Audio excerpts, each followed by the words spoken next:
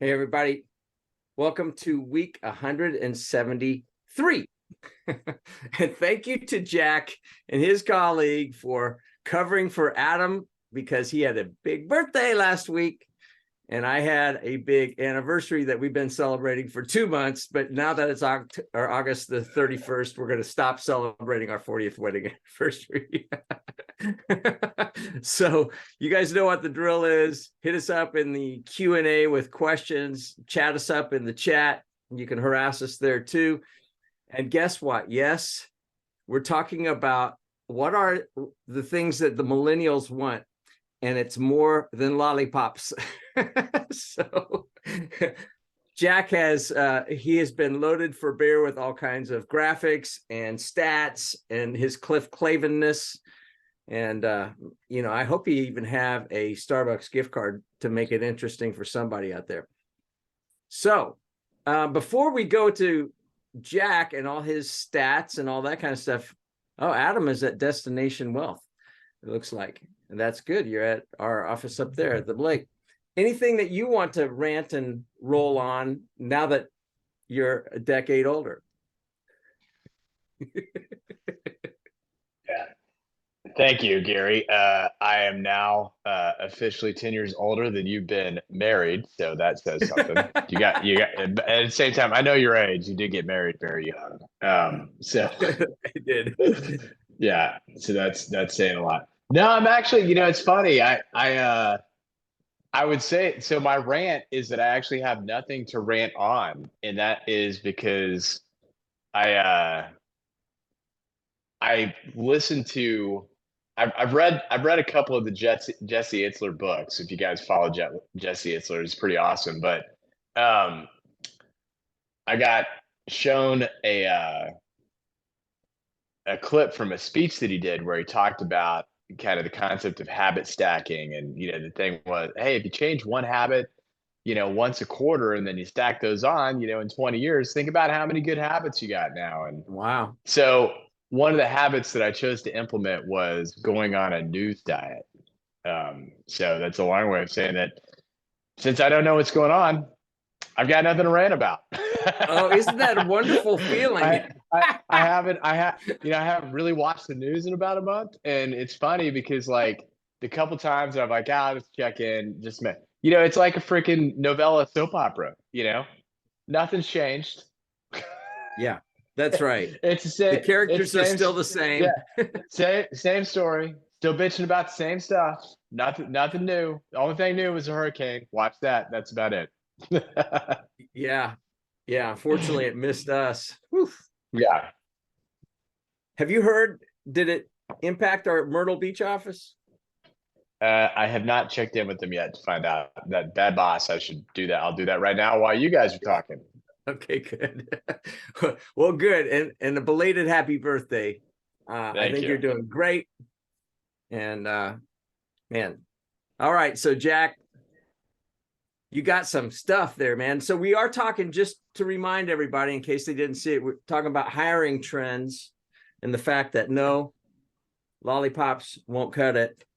What is it the millennial workforce is demanding? And it's not just the millennials. Hello. I think what we've seen is after lockdowns and isolation and all the stupid stuff that we had to go through, starting on the 13th of March, 2020, it's changed a lot, in the workplace. Oh, hey, we got somebody. Oh, Tanya, you are on. So our Myrtle Beach head of the office, Tanya Steele, working from home today due to some flooding, but I don't think we've had any damage. We will drive there at lunch. Well, there you go. Tanya Steele. She's amazing. Thanks for weighing in and for checking in safe. That's good. All right, Jack, take it away. Good morning. So glad to be back. I'm glad that we weren't taken off the air with Christy and me being on by ourselves, and hopefully we didn't screw it up in the recording. You did a good job. All good. Okay, good. happy to report that my colleagues down in our Sarasota and Tampa offices are doing fine for the most part. They did experience some flooding, have some of my colleagues that are on the water, and some that had showed me some landscaping they had done about a month ago. And yeah, some of that is not there any longer. And so they have to redo that. But glad I have not heard any reports of anything significant other than a lot of people working from home and remotely and everything else. I do want to admit something to this group, which is that, not that I'm a naysayer of technology and AI, I'm very suspicious of it. Ever since I started watching Battlestar Galactica back in the 70s and the Terminator and every other show that talks about we build it, they become conscious, and then we either, Matrix, that's a good one too. And so, but this morning, my son shared with me that on Spotify, there is this DJ button, and it will DJ, it's your own personal DJ, and it will take music from your past. It knows what you've been listening to, like since forever.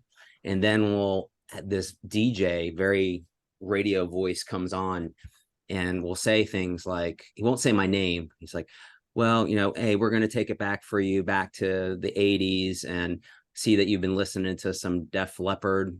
And so we're gonna play that for you.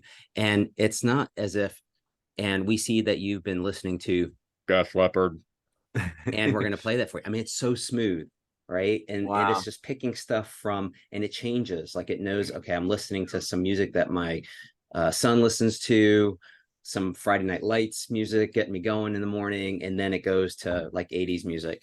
And so I'm very impressed with that. But then that moment came where I'm like, wait a minute, this is how it's going to work, which is we get so enamored with artificial intelligence that we are just become very loose with it and confident with it. And all of a sudden now we're giving stuff up that we would never give up to anyone live on a phone or anything else. Yeah.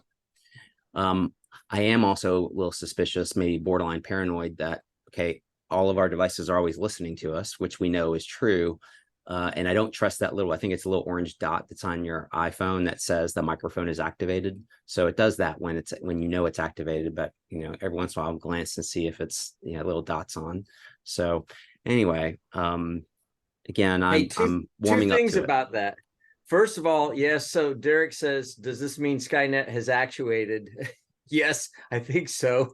But here's another really interesting thing.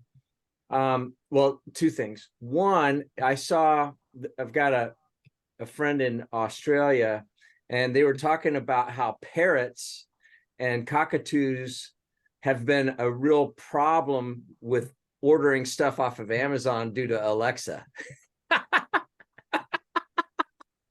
That is awesome. So it's not just children. If you got a parrot or a cockatoo, watch out. Oh my gosh. And then here's go ahead. Now, as I said, there's no way that Amazon or anyone would have predicted that as being a problem or a challenge that they would have to face when they created this voice recognition ordering platform. Unintended consequences. But here's another, like, an interesting thing on this whole AI thing.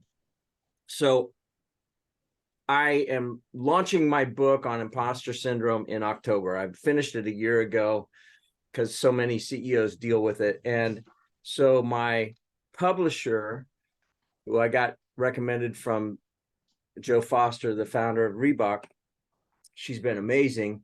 And she said, you got to do an audiobook too. And I said, yeah, and record it in your voice, blah, blah, blah. Oh, man.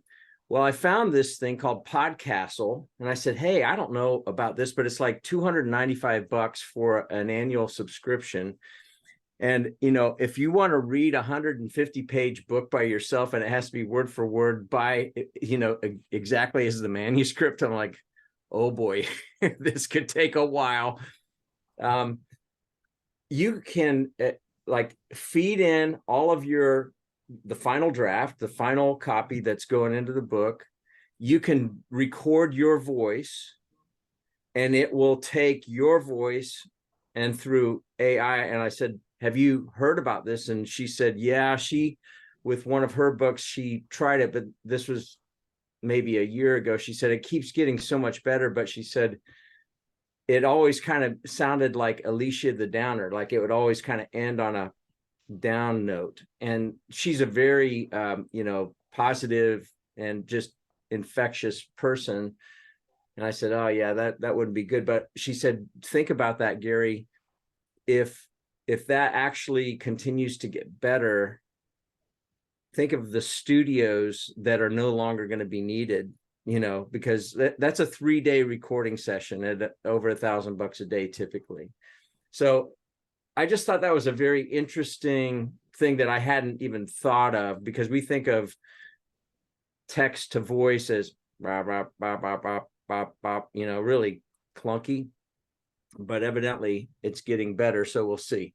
But anyway, we are talking about hiring trends and what's happening. AI has kind of an impact on some of this stuff, though. So we took a little rabbit trail there. Sorry. No, that's fine. And to finish on the rabbit trail, because we were talking about building occupancy rates and vacancies and things like that. And I had mentioned that downstairs on the third floor of our building, they just really, decked it out. They spent over $1 million in that space. One of the spaces is a recording studio, soundproof, has all the technology. And so thinking that, okay, take the technology that you just described, load it up on your and go into that room. And then, because that's all you need is soundproof now, because you have all the technology that you need. And so, why do you need to get an engineer and everything else that has been typical with producing, video and audio recordings for distribution? So, okay. So it's interesting. Now back to the topic at hand. So I have some stuff that I want to share.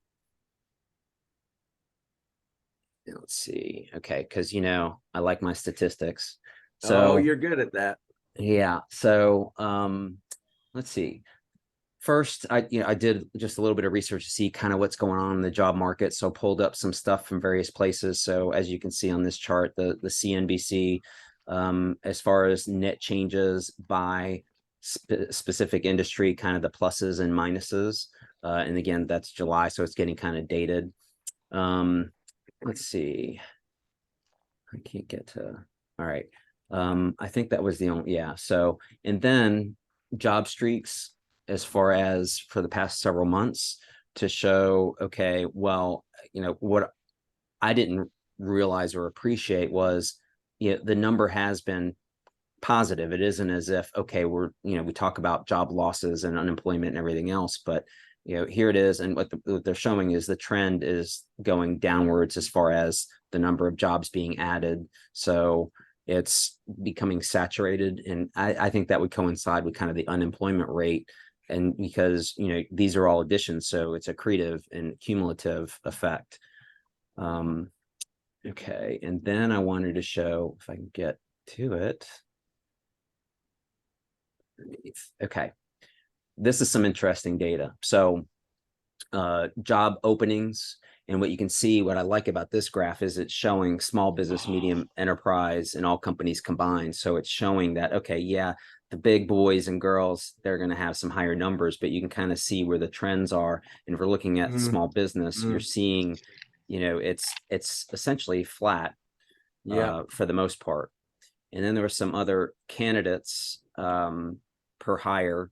So what's interesting is, a lot of times, and I know you guys experience this, and the people who are watching experience this, is like, where are all the people? Where are all the candidates? Where are all the resumes? And, it was like, okay, they're sitting on the couch and they're not doing anything. And back when the government was subsidizing, you're not having to come to work because of COVID. So it's interesting to see that the candidates per hire on average is increasing over the course of time. So there's more people putting themselves out in the workplace and or changing jobs. Potentially. I've thought about that. And so you think about, okay, maybe a job that's become obsolete or a process that has become obsolete. So I think this data includes someone maybe doing a similar job, but maybe more technology based, like running a machine rather than actually physical labor kind of thing, but because of the evolution of that position. Okay, and this is just some other data. And then here's something that I really like, okay, which is you can take, and this is a wage growth tracker, but this graph is live. So you can switch it into different places. So full-time, part-time, people who switch jobs, you can do it by industry. And I think you can, you zoom in various places, like over time, and then it actually will change, by industry and show you over the course of time. So if I go to the end, you see where the wage growth is occurring by industry. You can look at by age, gender, race, wage level, occupation. So very cool data to take a look at. And that is put out by the Atlanta Fed. So, and I just looked up wage trends, current wage trends, and I ended up finding the site. And so I'm going to stop there because the next set of slides kind of goes into the core of things as to if we're focusing on the younger generation and what motivates them. I found some really good information on, and it focuses on millennials, and which, okay, because of the definition of what a millennial is, it's not just 20-year-olds. I mean, it goes into the higher echelons of the 20s. So we're talking about, a more mature workforce age range, where I think that people look at millennials as those are the kids that are coming out with their bachelor's and maybe even masters or something along those lines. So I will stop sharing all the data and throw it out there for just commentary about all of that. That is good. Do me a favor and just grab that URL and throw it into the chat for anybody that's watching this, because I think that's pretty good. Sure. I like it. I'm a millennial mindset. I was like, okay, what bizarre world are we in right now? But no, okay, I'm glad you modified that. Turn the noun into an adjective. That's right. That's right. I can go into the charts and just kind of, if we want to continue the conversation about that. So if you want me to do that. I'd love to do that. Go ahead, Adam. I had nothing to add other than to say, let's do it, Jack. All right. Back to the sharing. All right. So what I love, you know what? I'm not going to share this. I'm just going to read it because you're going to read ahead and then it's going to ruin it. So I'm just going to read it. Okay. Well, there you go. That'll be more fun anyway. Think of it as an audiobook by Jack. Yes. Is this an AI Jack where it's actually reading the text and Jack is not actually there? Yeah. I'll try to get into my radio voice, although it doesn't. I don't think it sounds any different. No. Yeah, okay. It kind of sounds like your bedroom voice, and that's too much, Jack. Too much information. Have you been spying using my iPhone against me, like we've been talking about? See, you've been activating my microphone. All right. Yeah. So, the millennial generation, as I was saying, it says millennials, which is essentially generation Y, anyone born between 81 and 96. So that means the age range is 25 to 42. I think that most people don't think about the higher end of that age range when they talk about millennials in general. When they say, okay, these kids don't want to come to work and they don't have work ethic, they're usually not talking about a young 40-year-old. They're usually talking about, late 20s, early 30s. So, okay, millennials' attitudes towards work. And so they are saying that millennials are confident, well-educated, and better connected than previous generations. As a result, they've developed attitudes towards work that starkly contrast with the work values of their parents, older peers, and coworkers. In general, many millennials tend to express the following social traits, attitudes, and behaviors. They are less religious than their parents and tend to put off building families. They do not believe or have trust in the concept of a lifelong job. They do not place their automatic faith in institutions, authority, or popular trends. They don't like being told what to do. They do not have any patience for antiquated technology, and they do not want to work for organizations that do not align with their values. Now, on the other hand, millennials have adopted these traits. They trust who they know, family, friends, and peers. They think independently and intend to take control of their careers. They are just as optimistic as previous generations. They believe that the world is always in a state of technology-driven change. They value continual learning and developing their professional knowledge and skills. They are ambitious, hardworking, and collaborative under the right conditions. I want to stress under the right conditions. Know their value and are not afraid to walk away from a job. Yes, I can validate that as being true here and in other places for clients. And they appreciate when their ideas are implemented in the workplace. And then when you ask kind of the older generation what they think as far as in comparison to between the two generations, there was a study done that says 68 of hiring managers say that millennials have skills that prior generations do not. If you've ever had to assist a parent or someone else in an older generation with technology, like accessing your tickets in an Apple Wallet for a Panthers game or a CFC soccer game while they're standing in the line, you know what I'm talking Theoretically. about. Theoretically. Yeah. I have a friend of a friend who had that problem with their parents. So, yeah. All right. And then, so there was a Deloitte survey. So getting to the core of it, what do millennials want?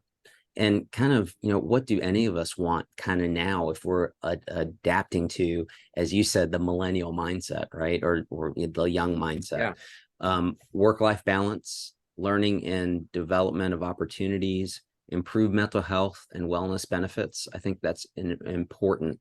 When we talk about mental health, we talk about the work environment, the hours that you have to put in, the attitudes of your superiors and how they treat you, and understand that, okay, the way that you raise kids and spend time with them may be different than my generation and older, who it was like, okay, work is a high priority. It's not a box that's on my shelf of all the other things that I'm doing in the current moment. Gratitude, a commitment from their organization to a positive social impact on the communities they serve. I think that's very interesting in that when we are being looked at to be hired, a lot of times, well, obviously core competencies of the legal profession, but right behind that is, tell us about your diversity within your organization. And then kind of right after that is, what is your commitment to the community? What have you been doing in your local community? Because they will tell you that they've been doing certain things, sponsoring this or being involved in these nonprofits. And so what is interesting, it has caused us to, and we've always done this, but I think maybe pay more attention to those things that now go into a pitch book or, a response to an RFP. And those kind of things that we really maybe didn't focus on as much. It was in there, but it was kind of like page 30 of it. Now it's towards the front. So let's tell you about us beyond our legal capabilities, because we presume that you're talking to us because of our legal capabilities and you're familiar with that and you want to know more about the other stuff.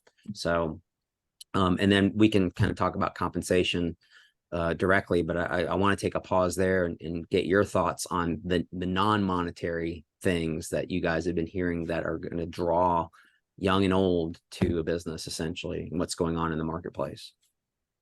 One thing that was not on that list that I hear all the time, flexibility. And that does come into the work-life balance, but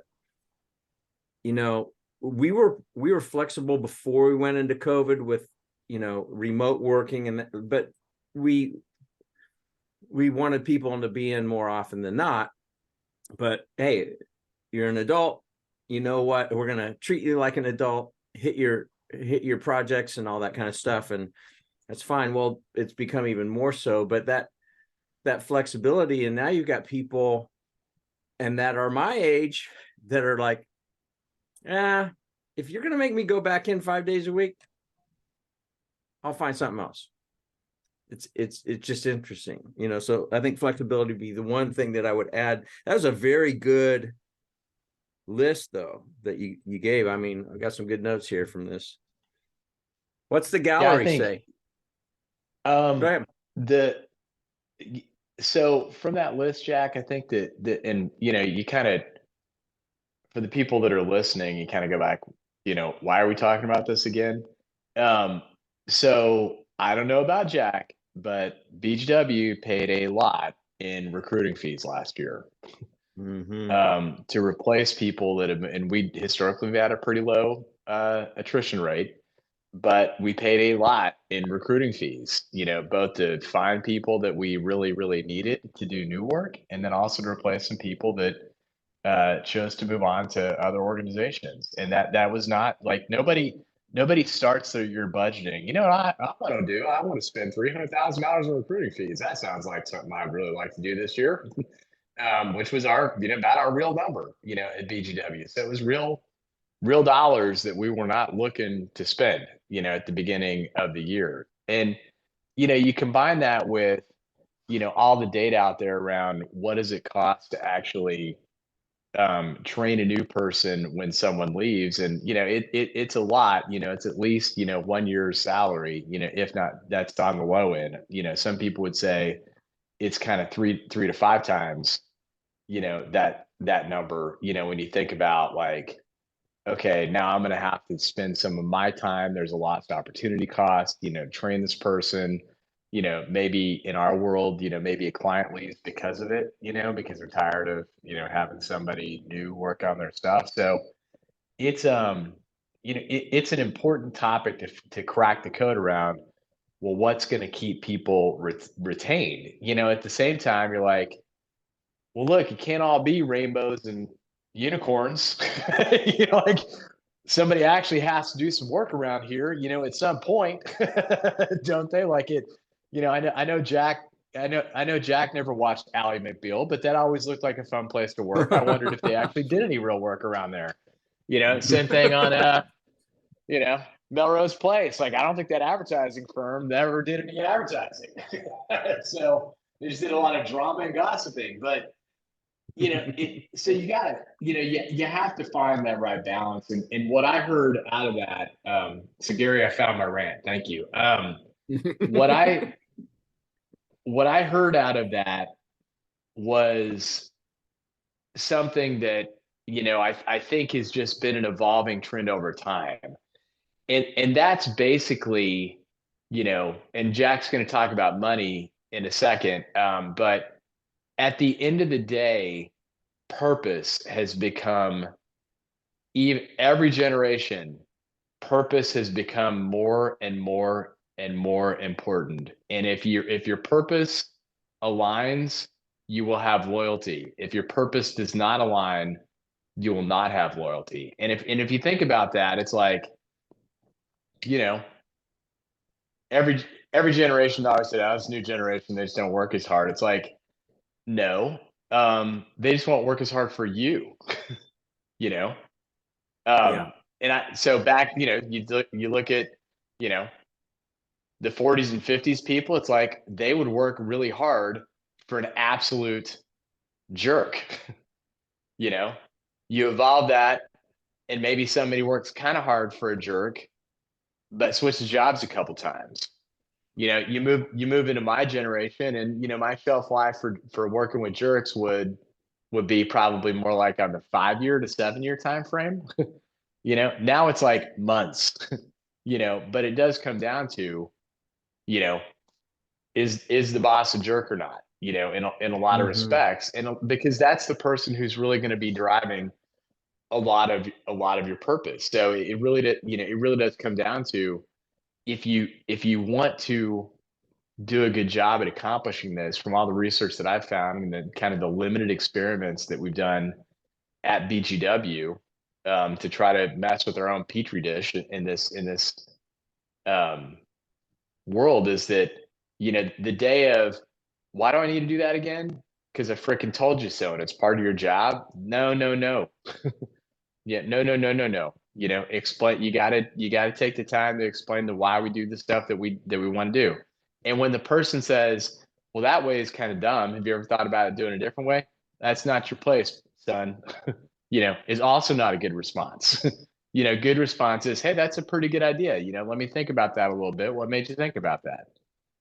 Being open to suggestion, is something that you need to you need to put your ego in check. And actually, there might be some good ideas, that exist out there. And then when it comes to the subject of the work ethic, because a lot of people just slam the work ethic piece, what we found is that the people that generally are engaged and are aligned with the purpose, no problems on work ethic. Yeah. The people that aren't, because if you think about the work ethic, like I know, my kids are a little bit older than Jack's and a little bit younger than yours, Gary. But what and Jack, I'd back you up. I don't know how your kids were in school, Gary, so you can either agree or disagree. But I will freaking tell you that my kids worked a hell of a lot harder, and their friend groups worked a hell of a lot harder at their academics and their rigor. And I would love to claim good parenting, but it's just been built in, that, and you kind of see that, like in our world, you see that with like GPAs going up, in terms of, and that's not because we raised the bar. It's because the whole average got pulled up in the graduates, because it started with, GPAs went up in high school, which raised the admission standards to get into college, which then meant, hey, once I'm there, look, I'm already got a work ethic of working hard, to support my academics. Therefore they know what hard, hey, Adam, you got an exam tomorrow. There's also a great happy hour going on. I know what wins that day. No, with this generation, they don't make that same choice. They're staying in and studying and getting the work done. But when they get out, if it's for a class, they think the instructor is an idiot and they don't like the subject, you see the same result as you see when they're working for a jerk in an organization that has absolutely no purpose. So sorry, rant complete. On to you, Jack. No, I agree completely. I concur. That's been my experience too with my kids, and mine are in their 30s, but and they've got a great work ethic, and it's not because of me. I don't think it's because they found their purpose, and I think that purpose thing that you talked about, Adam's a big deal.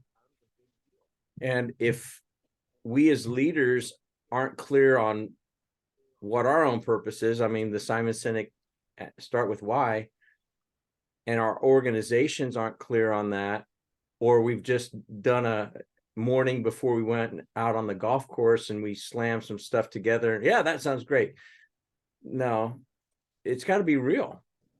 But when that's there, as Robert Fish says, yeah, it grabs you by the belly button and you're connected.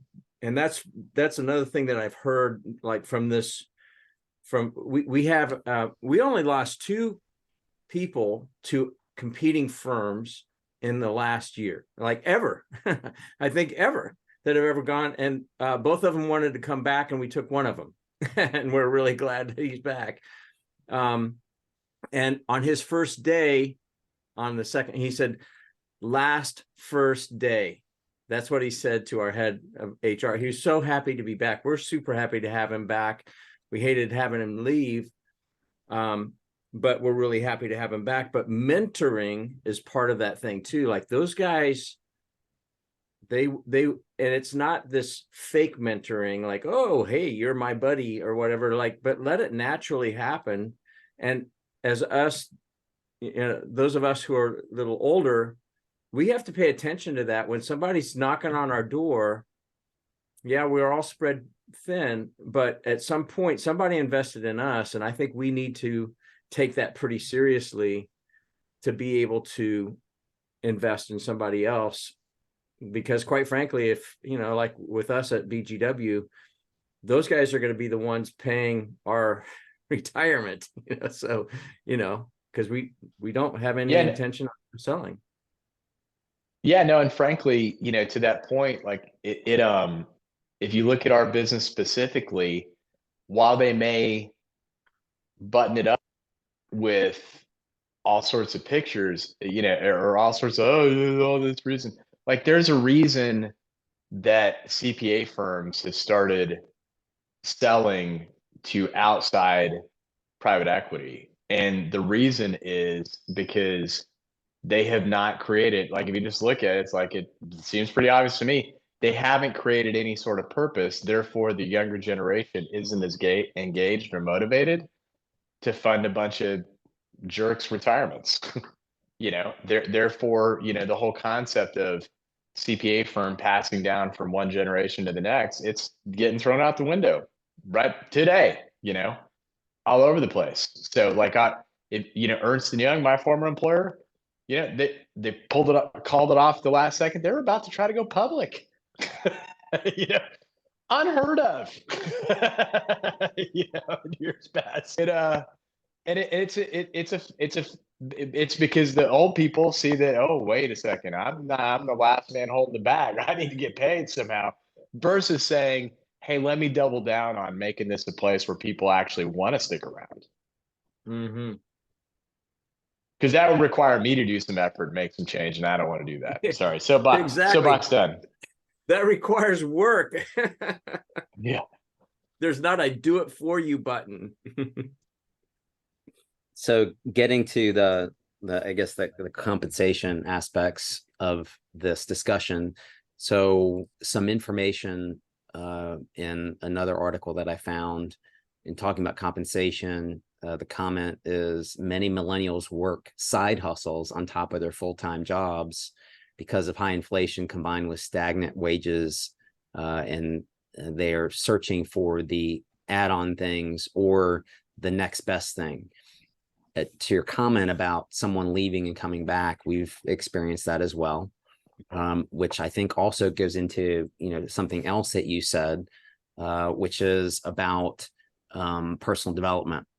And the comment on that is that this generation does not particularly want job security because they know it doesn't exist. They saw their parents getting laid off growing up.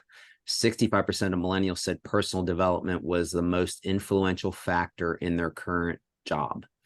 They know that recessions are inevitable, thus they need to train and develop their skills and knowledge to prepare for the next business cycle or economic correction.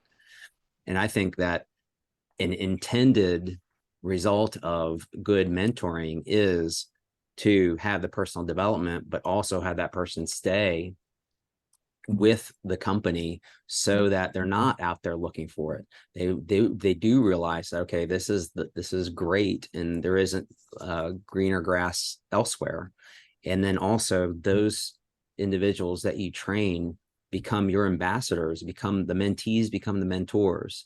The apprentice becomes the Jedi master, right? And so that's how you go through generations and you build we talk a lot on this program about building community and building within your offices and within your organizations and your companies.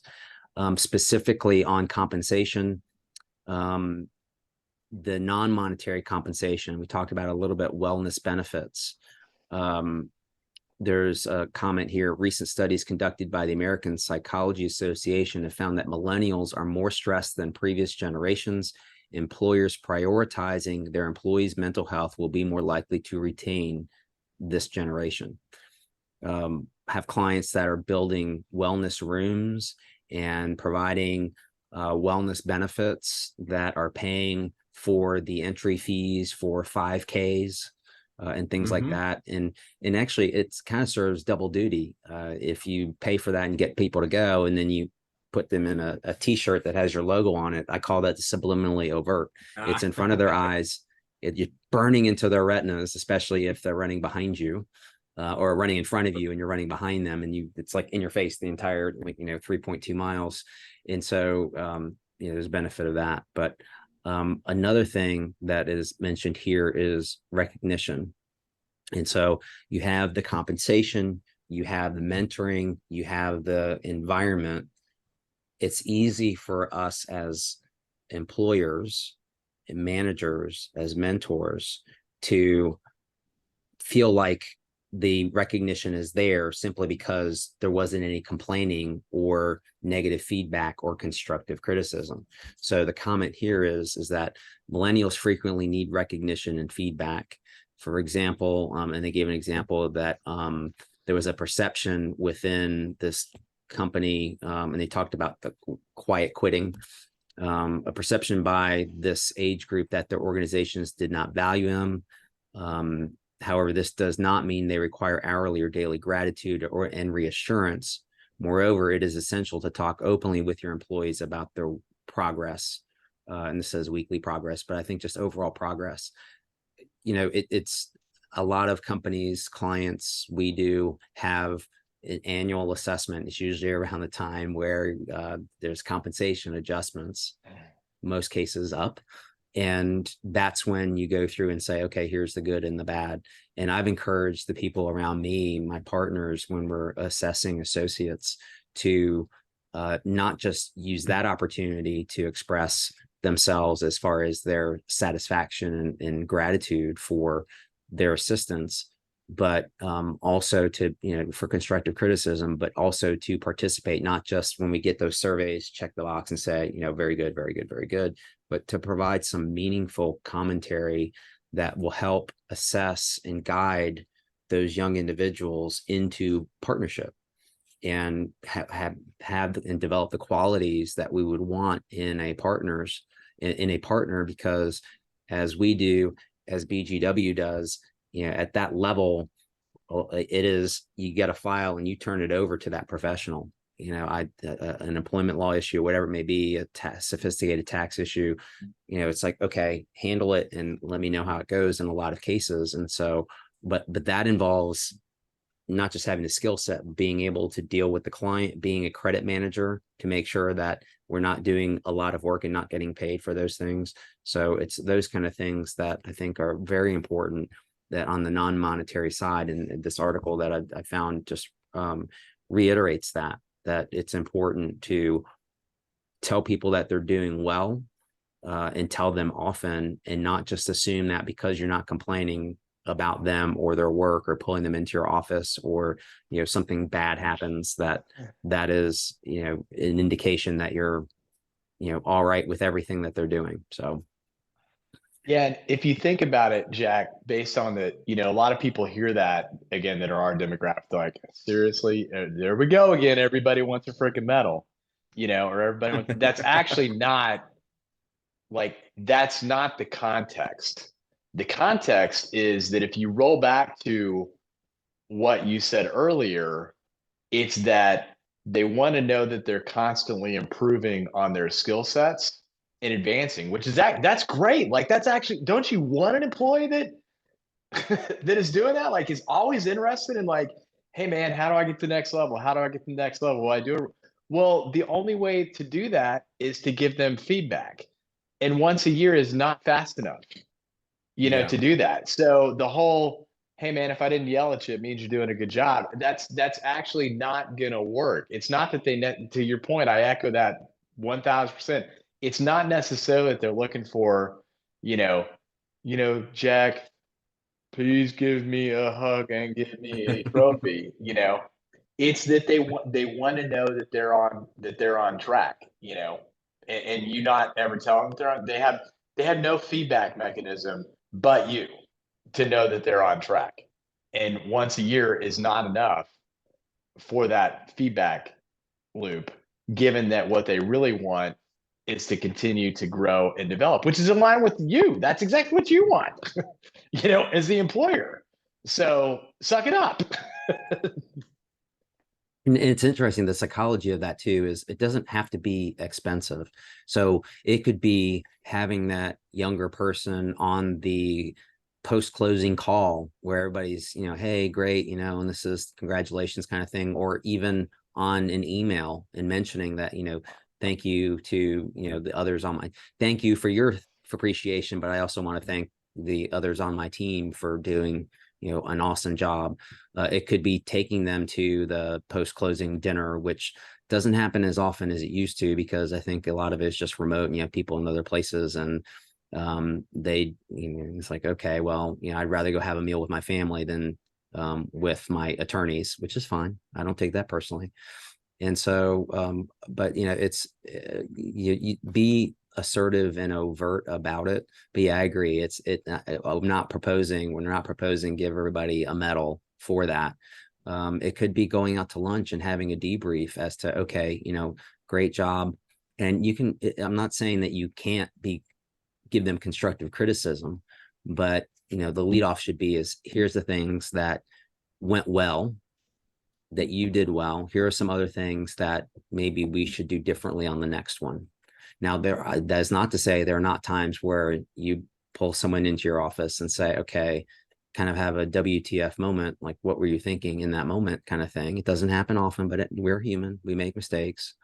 I would say that this generation gets a bad rap for, and sometimes justifiably, for not working nights and weekends. And when something comes in on a Thursday afternoon, you may not see it until the next week. And sometimes we have to be a little more assertive and make it clear that this is something that really can't wait until Monday or Tuesday of next week. So I feel like that a lot of that is on us until we make it clear and help the younger ones develop the sense of urgency that is required for a particular matter, and also train them that the sense of urgency is not something necessarily that comes from the client, meaning that a client that says, here is a 60-page document, can you look at it and give me a response by tomorrow?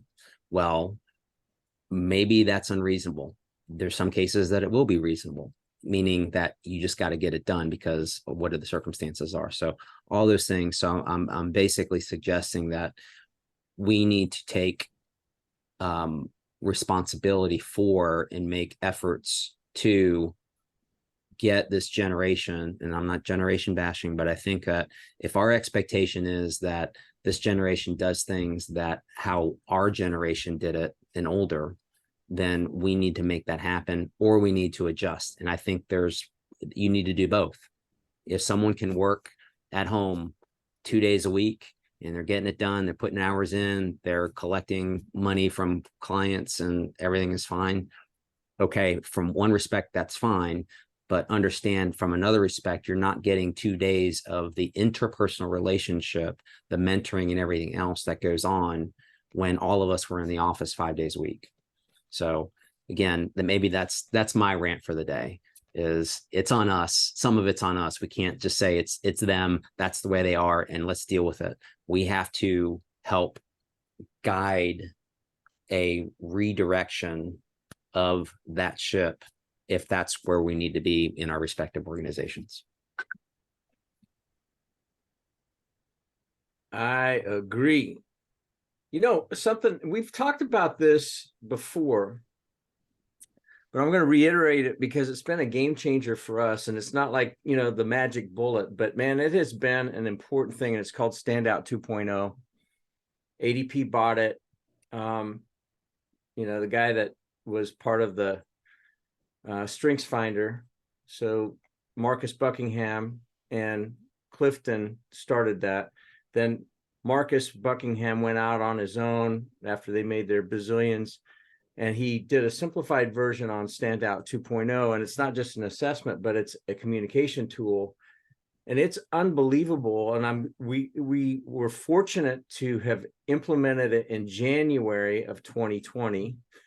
So it's a weekly check-in on an app, and it's a very simple app, and it has 6 questions, and it goes to everybody on your team. So I report up to Adam, so I get my check-in. Hey, time to check in every Friday, and then if I usually do it on Sunday, and it asks these questions, and you rank on very strongly agree to strongly disagree on these first 2 questions, which were, I was able to use my strengths this week. Strongly agree, strongly disagree, or anywhere in between. I was able to provide outstanding value. Strongly agree, strongly disagree. Did Adam check in with me this last week? Yes or no? Usually he does. And so he gets a yes. And it's taken, 3 seconds to do those first 3 questions. Then it's like, what did you love doing last week? What were the things that you loved to do? I call it thrive. Like, awesome. You get to see that. What were the things that I loathed? I call it wither. Oh, if you pay attention to that one, friends, you're not going to get that on your annual review. I'm telling you. But on a weekly basis, like, oh, my kid was sick and I feel like I'm kind of dragging and I'm not towing the line well or whatever.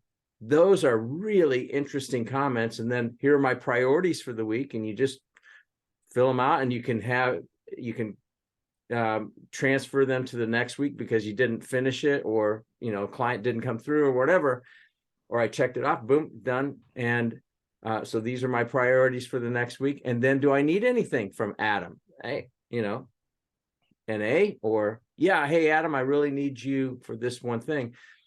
Think about that engagement pulse on a weekly basis. And this is not a super expensive thing and we don't get a dime. I'm not promoting it so that I get paid, but it's just been a really good thing. And what we heard from our millennials was, I would like more regular feedback.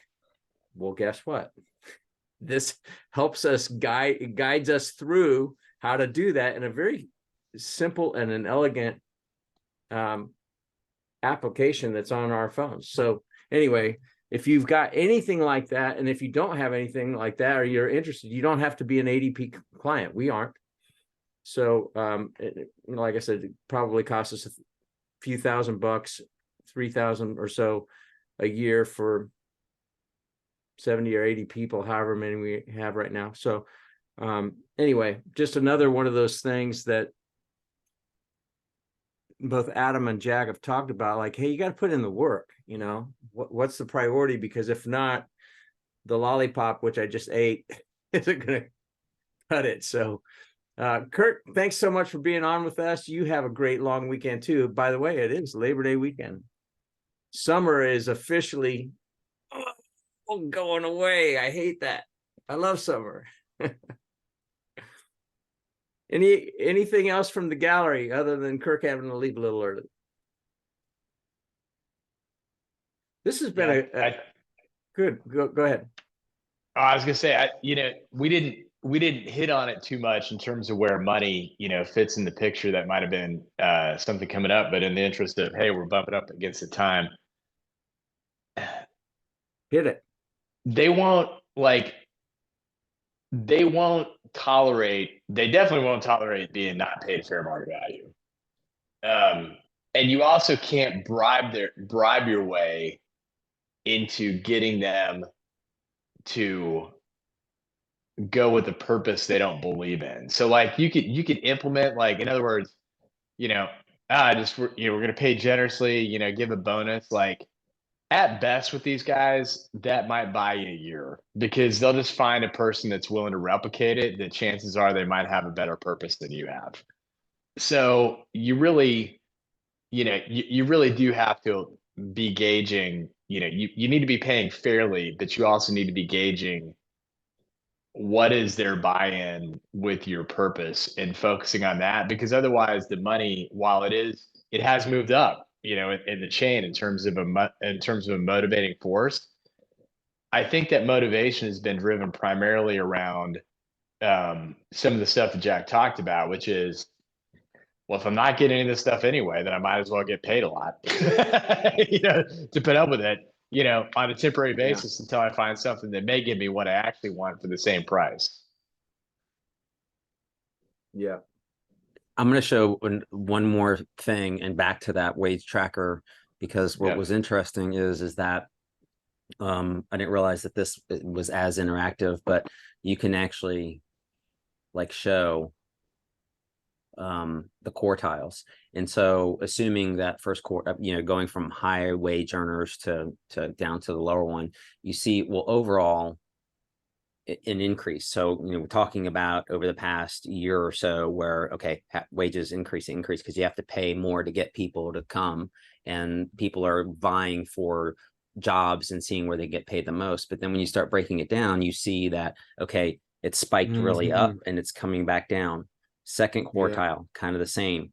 Third quartile, it didn't go as high and it kind of leveled off earlier, but it's not coming down. And then the fourth quartile is just leveling off. Now, what I don't see is what those, what the ranges are for the quartiles, as far as dollars go. But it was just interesting when, the overall is interesting, but when you start breaking it down, you see interesting trends that, depending on where you are as far as wages being paid to your employees, interesting. I'm wondering, and I'm just spitballing with you guys out loud before we shut it off, but